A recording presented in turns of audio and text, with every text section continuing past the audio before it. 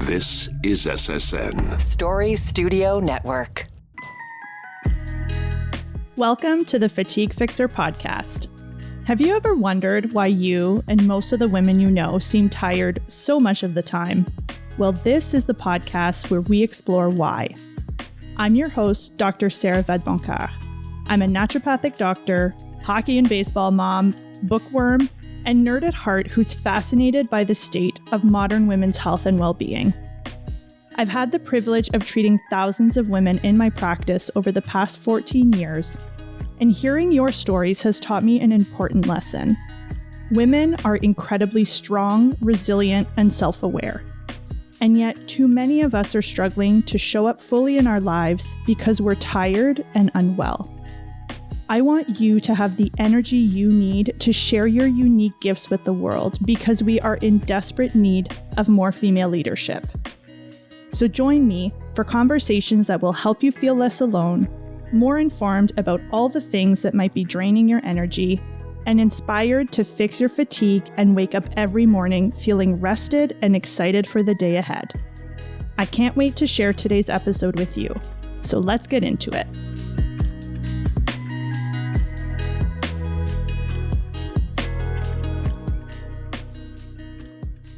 Do you always feel bloated after you eat or end up looking 6 months pregnant by the end of the day? Are you confused about which foods are triggering crappy poops, pun intended, and wondering if you might have food sensitivities? Maybe you're dealing with constipation, IBS, or embarrassing gas. But here's something you might not know. Women are significantly more prone to digestive issues than men. Up to 20% of Canadians suffer from IBS, and nearly half of all women meet the criteria for at least one disorder of the gut-brain interaction, which you'll learn more about in this episode. Women are almost twice as likely to experience chronic constipation. And these gut issues don't just mess with your digestion. They can drain your energy, affect your mood, and your quality of life. In fact, one study found that the majority of people with IBS would give up 10 to 15 years of their life for an instant cure of their condition. This is the one where your digestion is making you tired, and today we're breaking it all down. How digestion affects your energy, why stress and anxiety can mess with your gut and leave you feeling even more tired, and whether things like fasting or food sensitivities are helping or hurting your fatigue. Plus, we'll share some simple diet and lifestyle strategies to support your gut so you can feel more energized and less bloated.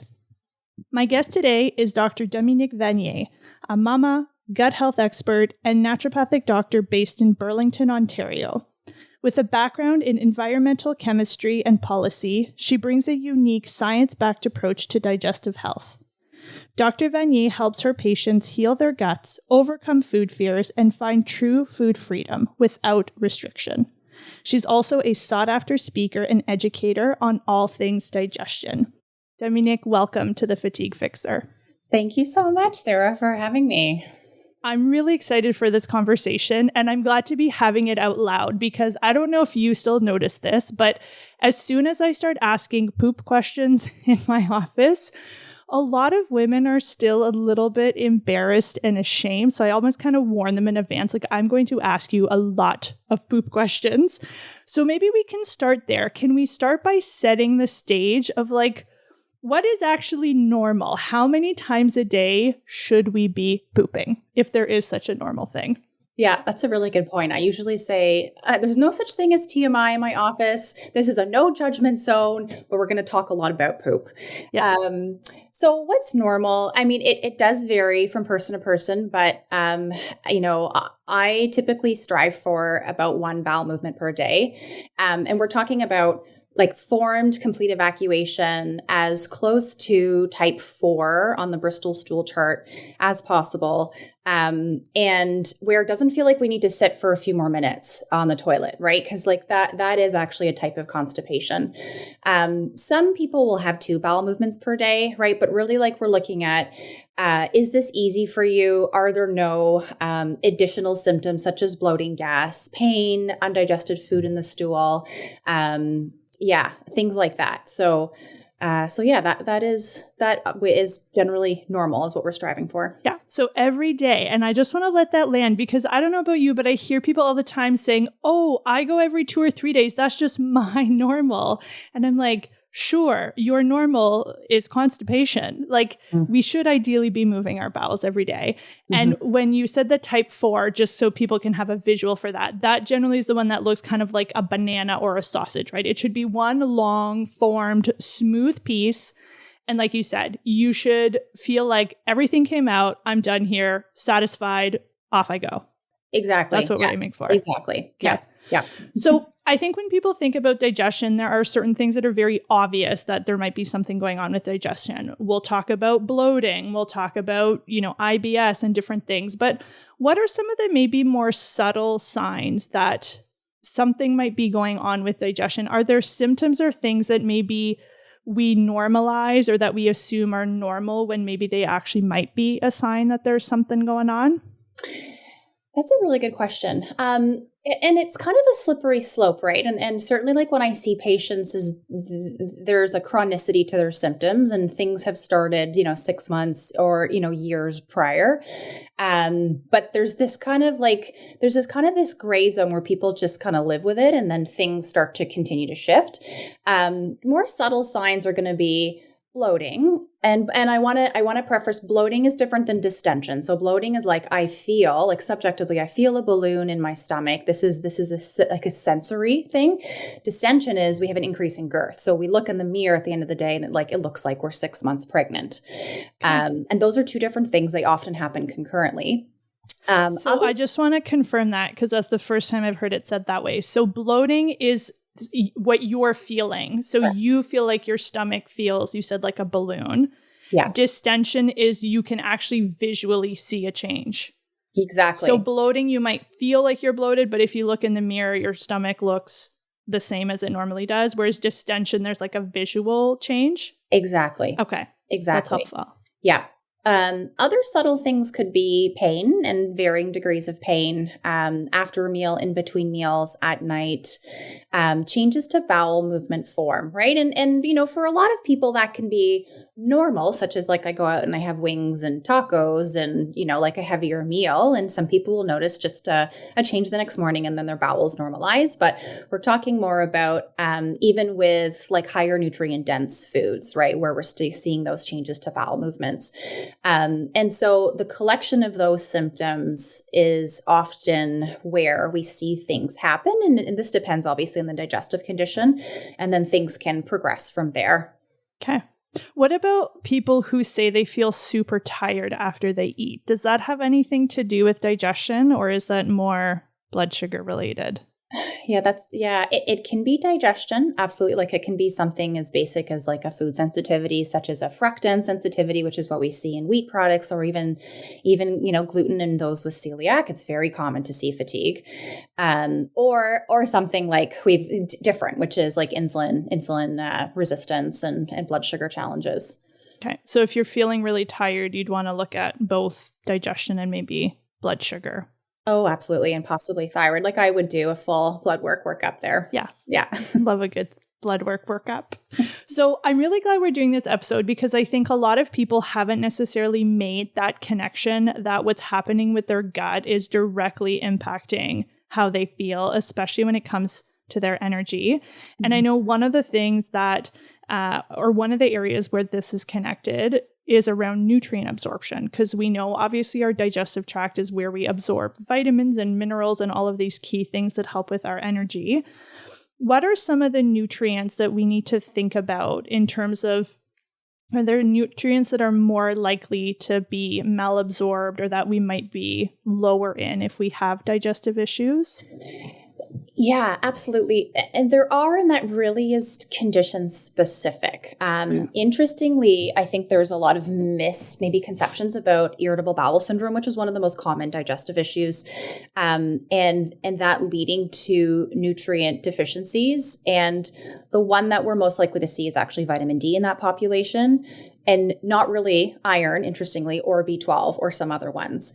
But separate from irritable bowel syndrome and more broadly the disorders of gut-brain interaction is, you want to think about celiac and inflammatory bowel disease and more of the autoimmune, and we're much more likely to see changes to nutrient status, especially vitamin B12, ferritin, and ferritin can, interestingly, I know you know this, it can go up or it can go down because it also can reflect inflammation, and as well as folic acid, we may see changes there. So we want to both do our due diligence in understanding what the cause of somebody's digestive issue is and really actually make a diagnosis, as well as look at, as best we can, like a comprehensive blood work that looks at their nutrient status.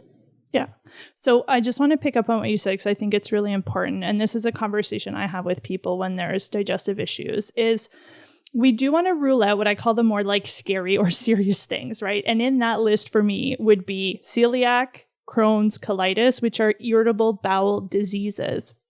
And the way that I explain this to people is that with those conditions, we can see a problem in your gut, right? If we do an endoscopy or a colonoscopy where we're putting a tube in your mouth or up your bum, with those conditions, we're typically going to be able to see a problem. And with those conditions, especially if there's bleeding, we know that celiac also causes malabsorption, then you're definitely at very high risk for things not being absorbed. Mm-hmm. When we're talking about IBS, and correct me if I'm wrong, the way I explain, I'm like, we could scope you up and down. We're not going to see a problem because it's not there's nothing physically wrong with your digestion. It's a functional problem. It's not working properly. So, and that brings us to this idea of disorders of the gut-brain interaction, which I think is fascinating, that the more we learn about digestive issues, the more we realize that the problem is actually coming from the brain and how the brain and the gut are talking to each other. So can you explain to our listeners, like, what are disorders of the gut-brain interaction? What does that actually mean? Mm-hmm. Yeah. So you want to think of it like an umbrella. It's a collection. So it's going to refer to, we think around 22 disorders, but some resources say actually there's more than 30 right now. The most well-known is irritable bowel syndrome, but we have other ones under there like functional dyspepsia. There are different phenotypes of GERD, gastroesophageal reflux disease, that fit under there as well. Functional diarrhea, functional constipation.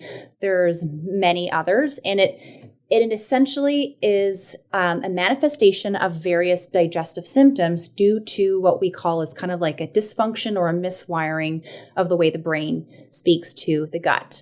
And while we can't see things on a scope, like we know that there are several things happening that has to do with like motility issues, like a visceral hypersensitivity. So we're feeling our organs and our digestion so much more acutely than somebody who doesn't have a disorder of gut-brain interaction. There's altered mucosal and immune function happening. There's been a shift in that person's gut microbiota, which is the collection of organisms in their gut. And we also see altered central nervous system processing happening. So like while it very much has to do with the way the brain communicates to the gut, there are so many things happening at once that has to do with the bugs and has to do with the way the central nervous system speaks and our immune health, where these are like life-altering conditions. And sadly, patients are always told that, nothing is wrong on paper. Yeah, I think IBS, and anytime I'm like diagnosing someone with IBS, I kind of preface it that you may have been told this and been really frustrated by that diagnosis, because I do think historically people were told IBS with no investigation whatsoever. And I think that maybe still happens, maybe not as much. But I think that's something that's really important to highlight, is that you really shouldn't be diagnosed with IBS without ruling out a few key things. Again, depending on what your symptoms are, but things like Crohn's, colitis, celiac, some of these more what I'm quoting as, more serious, but IBS is very serious.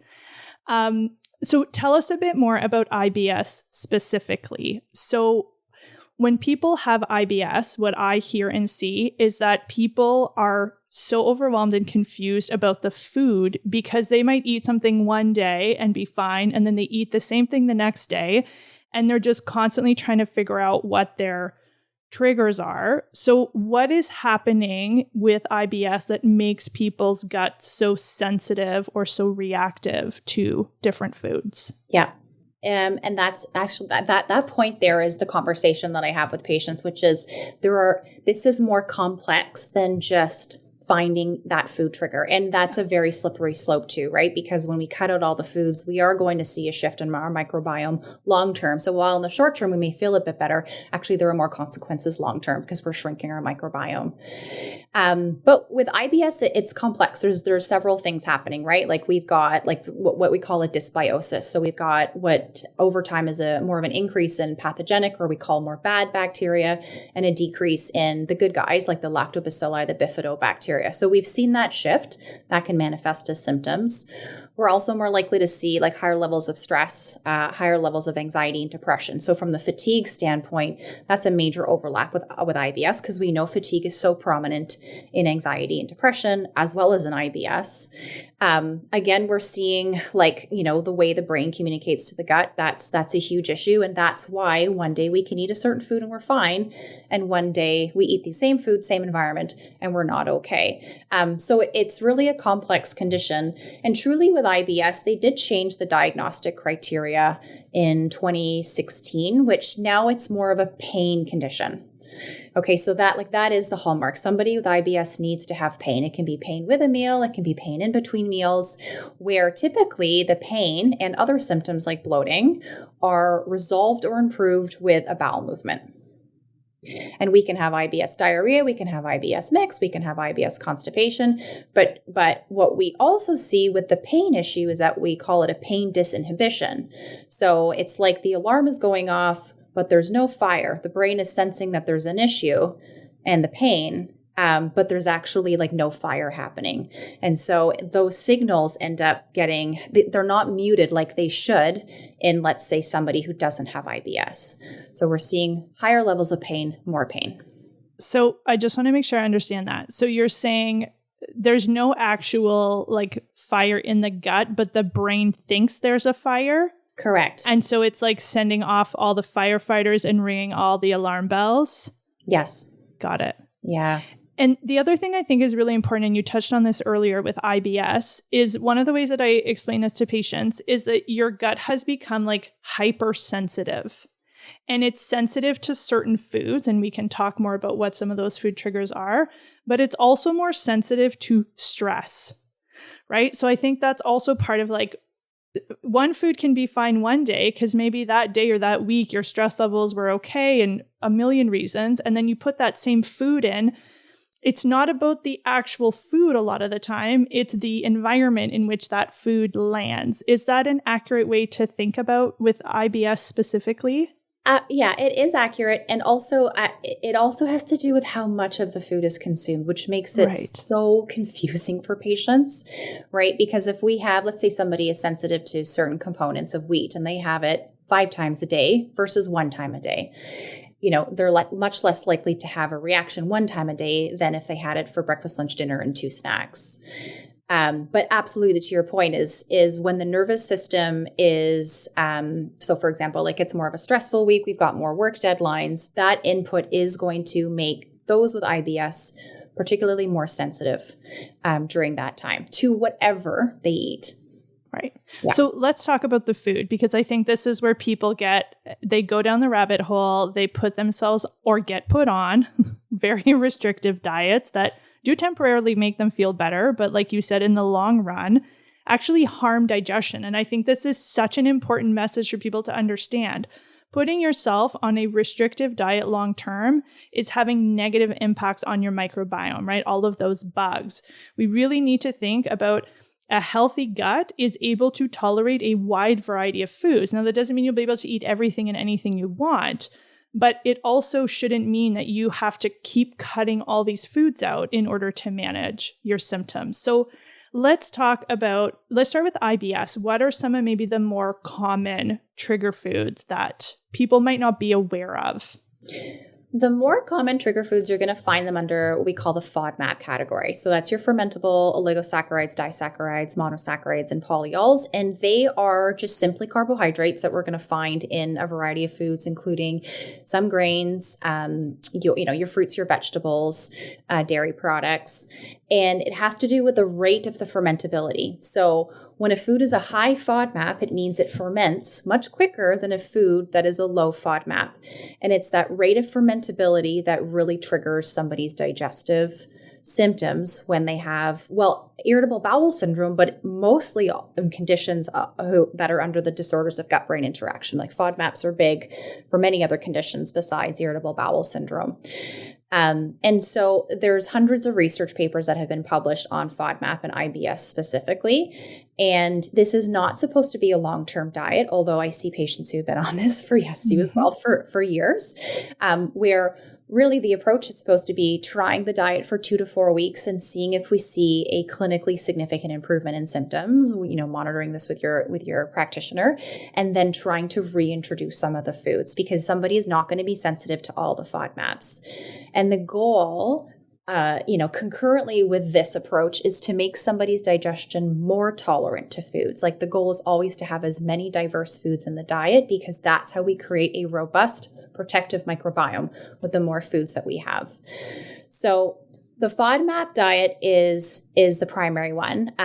Patients often come to see me after they have cut out a lot of fiber because interestingly, fiber it often doesn't make them feel better, although paradoxically, we need the fiber. So we need to find the right types of fibers where they, again, are low fermentable, easy to digest, to try to get somebody to have whatever their threshold is, 25 to 38 grams, depending on if it's a male or female. I also think a lot of people get told you have IBS, just eat some fiber, and they get sent away. And again, those are such unspecific, broad recommendations. And half the time I look at their fiber and it's like full of like inulin and other things. I'm like, this is probably bloating you even more, right? Like we need to give specific instructions, and just adding fiber for most people is not going to fix their IBS. Cause like you said, it's a very complex disorder. And we need like a brand buds are not going to make this person feel better. There you go. Lay off the brand buds.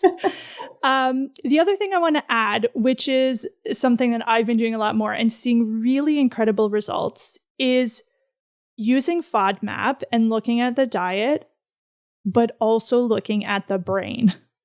And there's some really interesting research showing how cognitive behavioral therapy, or CBT, and clinical hypnosis, and there's an app that I use that I'm totally spacing on the name. What's Nerva?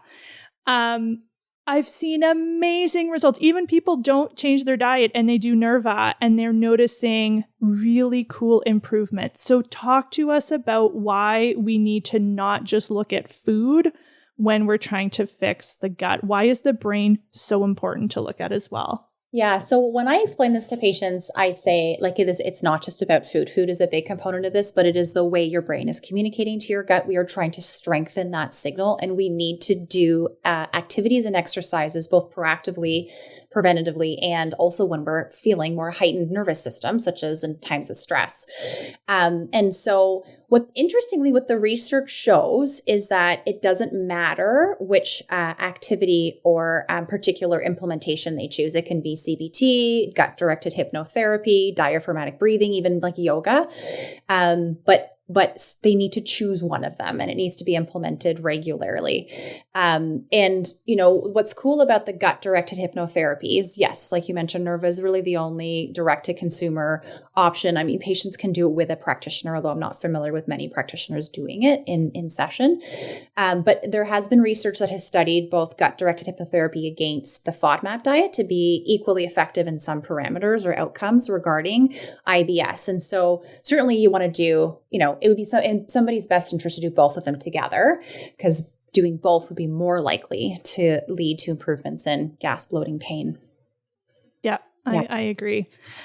Can we talk more about food sensitivities? Because I still get people coming in and they're like, I want to be tested. I want to know all my food sensitivities. And full disclosure, I used to do food sensitivity testing and I no longer do it. And I want us to chat about why, because I assume you're also not doing food sensitive.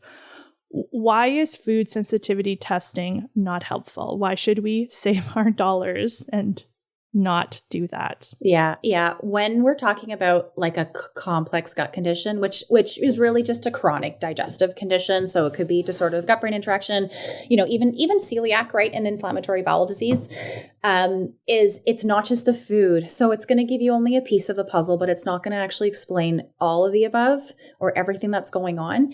And there really are challenges with the food sensitivity test, right? Like it's going to pick up some foods that somebody's sensitive to, but a lot of the immune allergy, like clinical guidelines, both in Canada, UK, and the US have all said that this is actually more of a marker of tolerance. So when we test your IgG food sensitivities, we think it's more that you're tolerant to those foods rather than intolerant. So you're probably going to get back this big report that has a combination of intolerant and tolerant foods. And then the recommendation is to cut those foods out. And hopefully there's a conversation about trying to add them back in, but often that doesn't even get discussed. And so it's really not the best approach in my opinion. And I don't recommend it either. If somebody really wants it, okay, I'll do it. But we have much more evidence-based approaches that are more likely to lead to improvements in somebody's digestion than that food sensitivity test. Yeah. So if someone is convinced that they do have food sensitivities and the test maybe isn't the best option, what are some of the other ways that people might be able to identify food sensitivities? Mm-hmm. So sometimes it's as basic as tracking it. And I find that that's an easier method when the person is not having their symptoms every day, because there's a bit more control in it. Certainly like doing things like the low FODMAP diet can be helpful, because that still is like an elimination and reintroduction type of diet. It's just more targeted to somebody's specific health, gut condition. But again, like the conversation being, can we just make you more tolerant to food, which is shifting your microbiome, talking about strategic fibers. In some cases, probiotics will have research. And so what if we don't even need to look further at foods? What if we just start from the beginning of shifting your microbiome to hopefully make you more tolerant? And that obviously includes like the gut brain therapies as well, because we know that does support like healthy bacteria in the gut. So yeah, that's usually how I approach that. Yeah, I think that's like a really important reframe for people, that instead of trying to figure out what your sensitivities are, if you suspect food sensitivities, what we should actually think about is, how do I improve my gut, right? Because if you are sensitive to multiple things, the answer is not, again, to figure out what those are and cut them out indefinitely. The answer is improve your gut so you can eat a wide variety of foods. Let's talk about gluten. I feel like maybe it's not as big a part of the conversation, but certainly over the last decade, everyone and their dog has been supposedly gluten sensitive. So do we have good stats? Are a lot of people actually gluten sensitive? Or why do a lot of people feel better when they remove gluten? Yeah, I'd still think gluten-free is a bit of a fad, right? But it's so... Interestingly, most patients with irritable bowel syndrome, it's not the gluten, it's the carbohydrate that they're sensitive to in there, which is called fructan. So when we, going back to that conversation we just had, that is one of the FODMAPs and it's highly fermentable. But it's difficult to tease it out, right? Because you've got your fructans and your gluten in a wheat product. Interestingly, patients with irritable bowel syndrome and disorders of gut-brain interaction are more likely to be okay with sourdough, which obviously has gluten in it, mm-hmm. but just the fermentation process and how it's created tends to be much better tolerated than other types of bread. And so we kind of have this conflicting info, which is, okay, if somebody's okay with sourdough, but not okay with other wheat products, then are they truly gluten sensitive? And so, yeah, that one's a bit of a tricky conversation, right? Because I do find predominantly a lot of IBS patients have cut out wheat products when they come to see me. And if they can tolerate some of them, then let's see which ones can stay in the diet. Yeah. And I think going back to the fiber piece, a lot of people don't realize that gluten-free products, especially if you're buying like breads and pre-made products, are very low in fiber and often super high in starches. Again, depending on what starch they use, may also cause an issue. So we need to not assume that gluten-free is automatically better and healthier. A lot of times it's less healthy. It's actually less fiber, much higher glycemic index. So that's just something I wanted to point out, because I think there's still this assumption that gluten-free is healthier, and that's not always the case. Oh, definitely. Some of the gluten-free products are I'll call them garbage. They're not very good. They're not. They're terrible. They're terrible.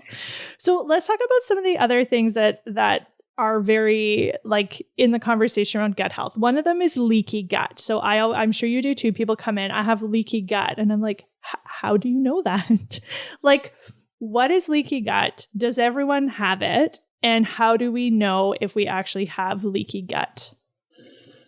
Yeah, that's a fun one. And I always have trouble with this one because, leaky gut is not a medical diagnosis, right? So it's not found in medical literature. What is though is called intestinal hyperpermeability, which is where, particularly in our small intestine, the gap junctions are a little bit widened. So we're more likely to have larger proteins come through and then immune system activation. We do actually see that in irritable bowel syndrome. And there are certain things that are going to aggravate that and also make it better. We can see that in other conditions regarding the digestive tract as well. So the intestinal hyperpermeability is a real thing. A lot of people, though, consider themselves having leaky gut when they are having food sensitivities. And so again, I always say, like, can we figure out actually what's going on, right? Like, can we drill down on a diagnosis so that can inform your treatment plan, so that can hopefully lead to better results, rather than just trying to fix this thing called leaky gut that nobody really knows much about, and it's not actually a real thing. Yeah. So leaky gut itself is not a diagnosis, but leaky gut would show up in other things like IBS. Correct. So the goal is figure out what the actual problem is. And by treating that, you are going to invariably treat the, leaky gut if it is there. Okay. Exactly.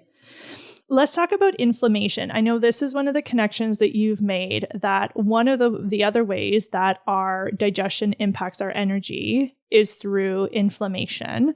So talk to us about what are some of the biggest contributors to inflammation in the gut. Mm-hmm. With disorders of gut-brain interaction, and again, this includes IBS, but so many other conditions, we are going to see like that altered immune and mucosal function. So like, if we drill down on that, I'm not sure if you've had past conversations in past podcasts about like mast cells. Like we're going to see immune activation and inflammation, and then we see increased mast cells. We see some increased like cytokines. Like we see actually an increase in these inflammatory mediators in this condition. And certainly like when our immune system is activated like this, that's really tiring. Patients with IBS much more likely to report fatigue, sleep issues, poor sleep quality, unrefreshed sleep. Interestingly, they respond well to melatonin. So we're seeing these like interesting connections where we can't really point to just, this one thing is causing patients with IBS fatigue, because there's multiple things happening. Like I mentioned earlier, more likely to have anxiety, depression, which separately is also a major driver of fatigue in that population. But these people are generally more tired. Yeah. And I think this goes back to what we said earlier about the fire, right? Inflammation is like a fire. It's a little fire going on somewhere. So again, your brain is like, oh crap, there's a fire in my belly. I'm going to turn on the siren and send out all the firefighters. And that takes a lot of energy, right? If your immune system is constantly trying to put out a fire, you can imagine that takes a lot of resources. And if you don't have that energy and resource to begin with, it's going to drain you even more. We can't talk about inflammation without just briefly touching on seed oils because we haven't talked about it yet on the podcast. So again, if you go on the interweb, you're going to come away thinking that seed oils are the most toxic devil food you could ever eat and that you're going to ruin your whole health if you consume some canola oil. What say you about seed oils? What the research shows, is it's likely the food in which seed oils are part of. So the highly processed foods, you're going to find the seed oils in that is the driver of, obesity and other inflammatory like conditions. But seed oils, when they've been studied on their own, actually have don't have that reputation that precedes them. They are found to be okay and like generally well tolerated and not quote inflammatory like they are talked about. Yeah. So just want to repeat that. When they research seed oils on their own, even the toxic processed ones that everyone is worried about, they do not raise inflammation. And if you're using them to replace other oils like saturated fats, they actually have a positive benefit. So please don't freak out about seed oils. That doesn't mean you should go out and buy highly processed foods. We know that those are not great, but it's not the seed oil itself that is making those bad for you. It's the whole package of the whole thing is just highly, highly processed. So we will leave that there. What are some of the things that people can do to reduce inflammation in our gut? Are there specific foods maybe to include, specific foods maybe to limit or reduce that can help have an anti-inflammatory effect? When we talk about like inflammation, it's driven by that intestinal hyperpermeability, right? But also because of the shift in the microbiome, we're more likely to see what would be like a decrease, as we call the short chain fatty acid production. So we want to do things that are going to increase that short chain fatty acid production, which are metabolites from our good guys like lactobacilli, bifidobacteria, which that helps with like an anti-inflammatory effect. So there, again, we the low FODMAP diet seen to support that decrease in that hyperpermeability, therefore decrease in inflammation at the gut wall. Things that are going to shift the microbiome with like strategic fibers, that's very helpful because that increases short chain fatty acid production. Often probiotics, probiotics, we usually somebody wants to find the right one. If they don't respond to one, it doesn't mean they're not going to respond to another. But probiotics, they act like tourists. So when they're there, they have what we call as like a crowding out effect. So they can crowd out pathogenic bacteria. They can change some of the signaling to the brain. There are many different approaches that can help decrease inflammation in the gut. But again, it has to do with like what the person's condition actually is. Certainly like from the celiac disease standpoint, that is like highly inflammatory until they cut out gluten for a long time. And then we're seeing a decrease in inflammation. So both between like a strategic diet approach and then things like omega-3s, which we know are anti-inflammatory in general, right? Like high vegetable intake, high fruit intake, all anti-inflammatory. I love that. One of the things I hear a lot, and I'm sure you've heard this too, is that someone will go on vacation, usually to Europe. They will eat all the baguette and the bread and the pastries, and they come back and they're like, I didn't have any issues, but when I eat bread here, I'm bloated and I don't feel good. So is there actually something different in the food supply in Europe? Or is it also, and this is what I always talk to people about, I'm like, how long did your meals last when you were in Europe?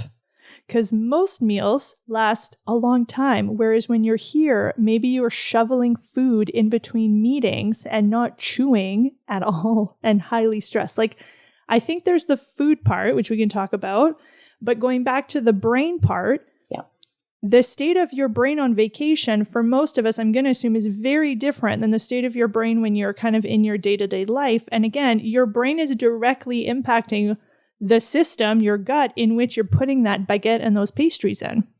So anyways, talk to us about what's happening in Europe. Do they have some magical things they do have magical things?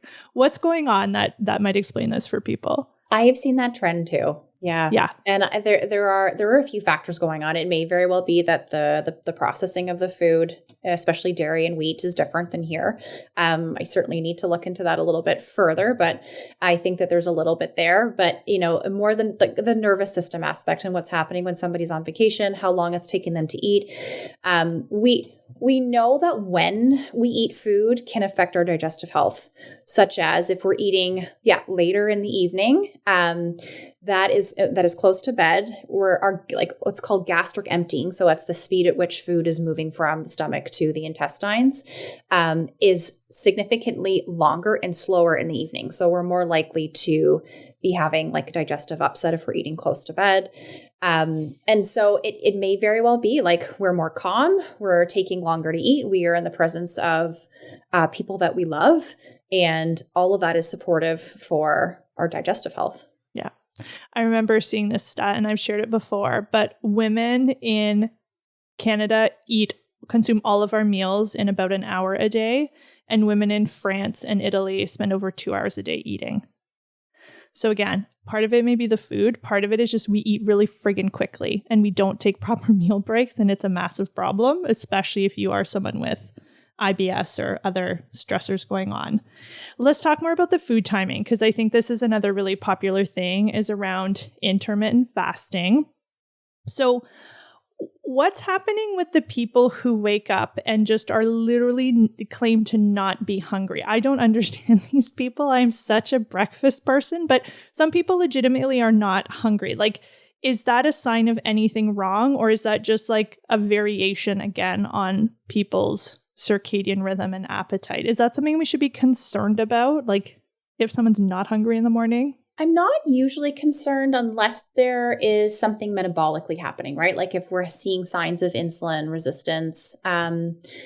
I always ask, what time do you finish dinner? Are you eating after dinner? Are you hungry after dinner, right? Because it could very well be that the flow of nutrients and calories is too kind of top or like evening heavy.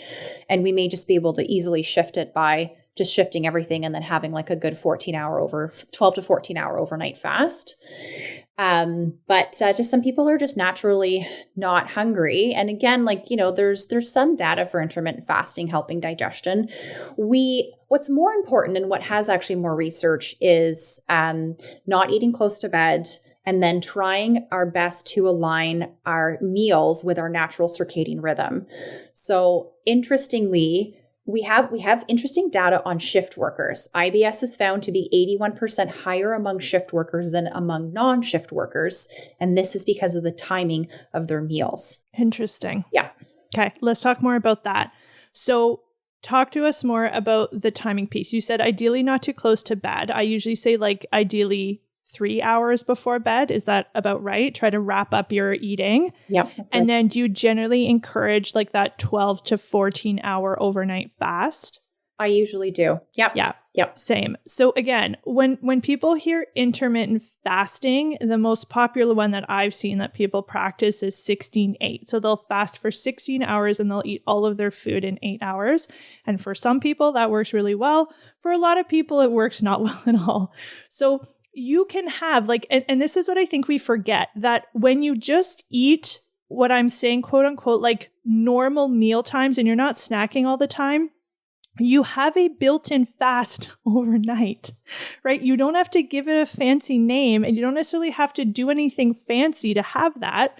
Just ideally stop eating 3 hours before bed, and then hopefully you're sleeping 8 hours. You've already got your 11 hours. And then if you eat 1, 2, or 3 hours after you wake up, ta-da, you've got a 12 or 14 hour fast. But it doesn't have to be a specific number. And then tell me more about following your own circadian rhythm. What does that mean?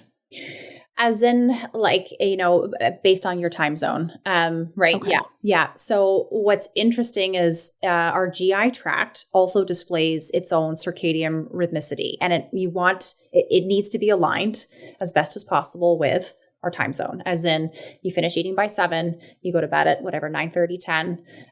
For me, lately it's been 9. And then you wake up, ideally getting refreshed sleep 8 hours later. That is really protective and healthy for somebody's GI tract. Okay. So just again, normal eating. We don't we give everything fancy, but going back to the fatigue, this is part of why people are so tired. They don't know when they're supposed to eat. They feel like they have to follow all these supposed rules about when to eat. And then they're completely overwhelmed and confused about what the heck to eat, especially if they have symptoms. They're constantly trying to figure out what the cause is. And all of that is very, very tiring. So as we wrap up, what are some of your top gut-friendly habits? We've talked about fiber, and you said, I think you were calling it strategic fiber or something. Talk to us a bit more about what we maybe want to think about when it comes to fiber.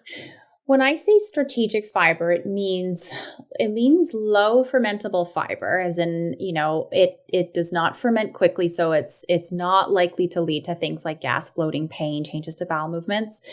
Psyllium husk fiber is probably the most researched fiber. It has outstanding research in irritable bowel syndrome and disorders of gut-brain interaction.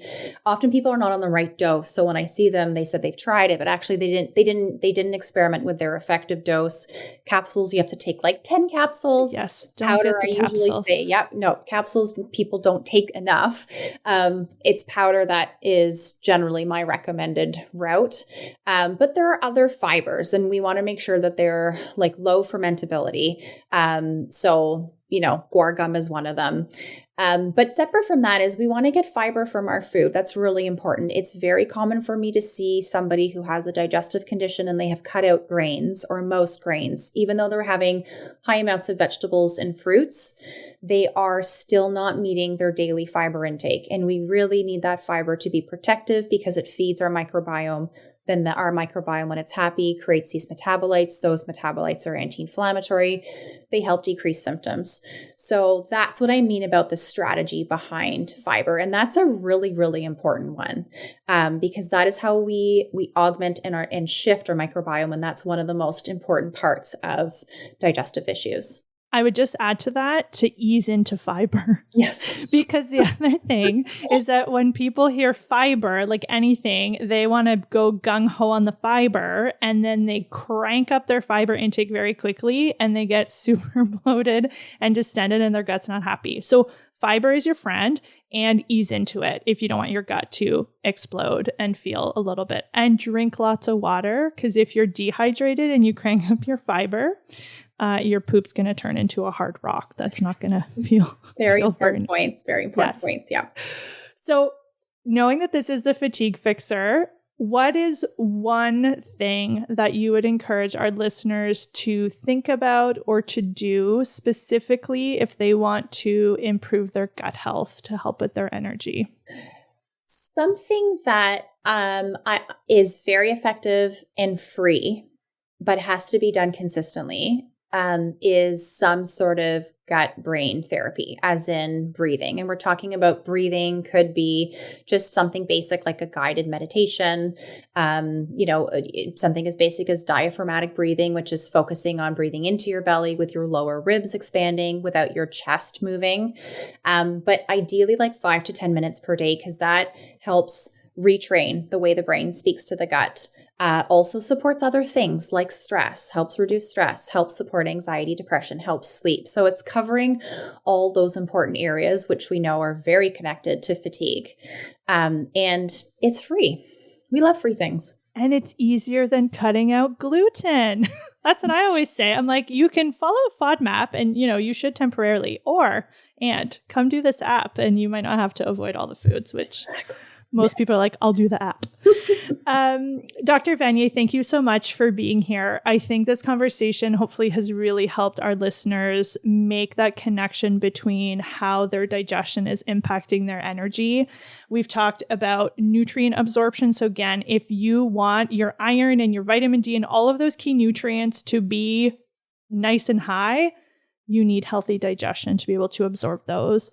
We want to make sure that we're eating and taking care of our gut in a way that calms down inflammation so that our brain is not currently or constantly in firefighting mode.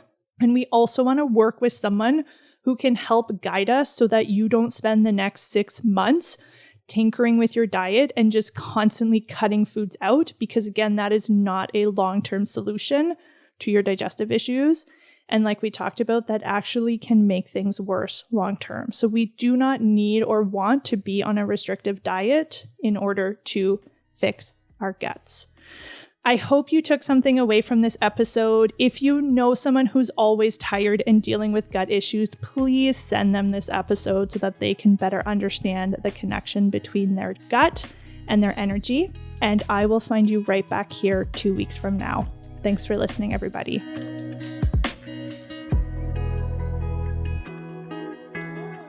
Thanks for spending your precious time with me today.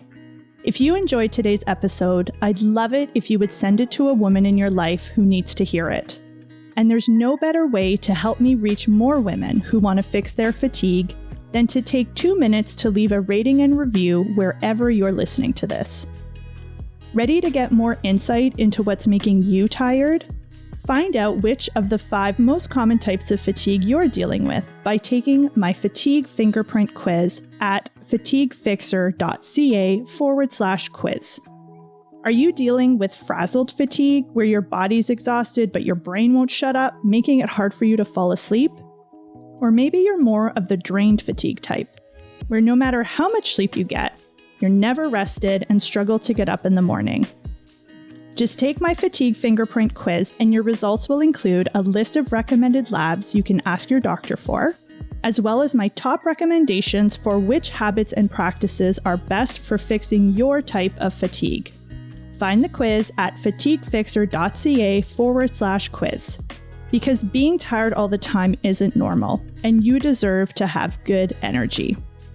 Last but not least, I want to thank Jen Hudson and Mike Trutler over at Story Studio Network for bringing these conversations to life. I'll see you right back here in 2 weeks. Bye!